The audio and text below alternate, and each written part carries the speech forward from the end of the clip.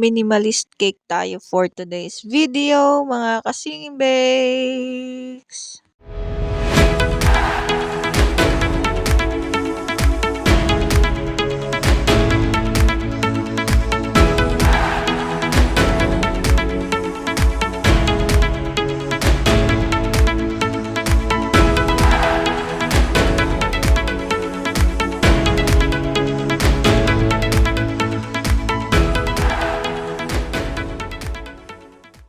Kamusta kayo mga kasing bakes? For today's video, ipakikita ko nga yung minimalist nating cake.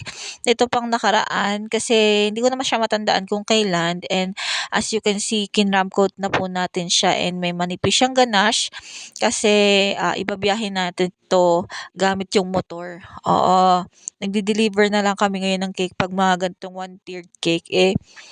Motor lang yung gamit namin mag-asawa. So, yun. And, nakita nyo naman yung cake board. Ito ay galing Baking and Home Depot na bili ko noong Wofex. No, bumili na ako ng medyo marami kasi yun nga, nagkakaroon tayo ng mga gantong pa-order like minimalist na ang size is 6 by 4 or 7 by 4 kung minsan. So, perfect yung gantong size ng cake board na 10. Ano ba? Nababaffle ako. So, yun, as you can see kanina, pinakita ko sa inyo kung ano yung ginamit kong food coloring para ma-achieve yung gantong color kasi ito talaga yung sample na binigay ni client sa atin. Si client ay mula pa sa ibang lugar and dito sa may Palokpok, Mendez, sila nag-celebrate sa isang resort. Enchante. Yun, yung pangalan ng resort. And, matibay talaga tong cake kasi yung way niya o yung road na dinaanan namin para makarating doon sa resort is talagang lubak. Sementado siya pero sira-sira yung daan. So, sobrang lubak. Kaya sabi ko nga medyo nawala siya sa linya sa middle ng cake board pero maayos naman siyang nakarating kasi nga sobrang lubak nung dinaanan. So, yun nga, maulit ko lang, itong cake board na ito ay binili ko sa Baking in Home Depot noong pong Wofex.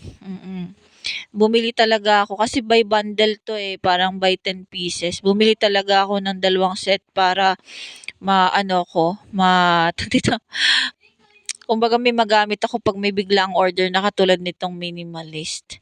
No. And yun nga, matibay yung gantong cake board and ang kagandahan kasi gold na siya. So parang no need na lagay ka ng mga fondant dyan sa surface ng ating cake board na natitira.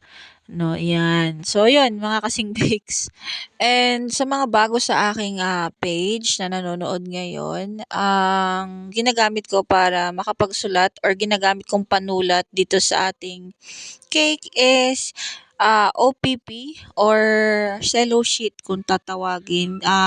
Inihugis lang siya na cone para malagyan ko ng icing. And yung icing naman na gamit natin is walang iba kundi ACC whipping cream pa rin na sobrang smooth and sobrang dali i-handle, especially pag ganitong mga panulat. Siyempre, nasa sa inyo pa rin yung texture na kung saan kayo komportable para isulat yung icing. Pero ako kasi talagang kinukusot ko siya.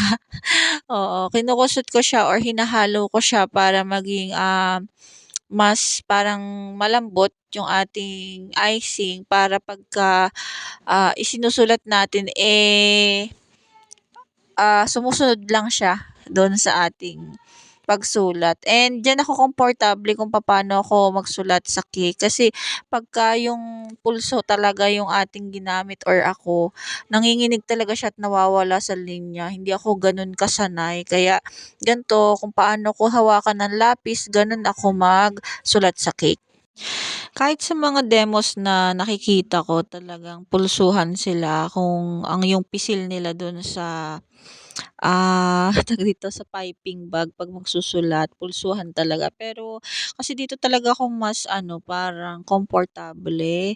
'Wag lang talagang sobrang dami ng isusulat, eh, talagang masakit, nakakangalay din sa daliri.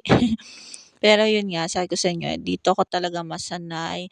And meron din akong isang vlogger na baker na nakitaan na ganito siya kung paano siya magsulat using, cello sheet sa cake, especially sa bento cake. So yun, and kasi dito sa ganitong way, dito ko nakokontrol kung paano yung pisil, yung tamang pagpisil para maging maganda yung ating calligraphy. And bibihira kasi 'pag ano, bibihira akong makachamba talaga, ako talaga, makachamba na maganda yung sulat 'pag pulsuhan yung pisil ko. So ito yung final outcome at makikita niyo sa dulo yung, pagde-deliver natin sa ating cake ng nakamotor, ganyan ko siya hawakan. So yun lang mga kasing bake, salamat sa lahat ng nanood, sa susunod na videos ulit.